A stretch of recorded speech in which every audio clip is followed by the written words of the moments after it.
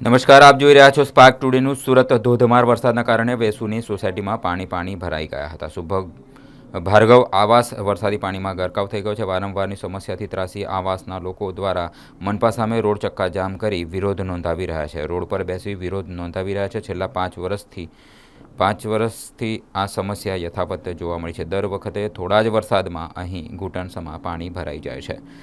આજ દિન સુધી કોઈપણ પ્રકારનું યોગ્ય નિરાકરણ આવ્યું નથી। જાગો જાગો એસએમસી જાગોના નારા લગાવી વિરોધ પ્રદર્શન કરવામાં આવ્યું। વિષ્ણુ પટેલ તકલીફમાં તો એ જ છે કે આ વારે ઘડીએ અહીંયા પાણી ભરી રહે છે।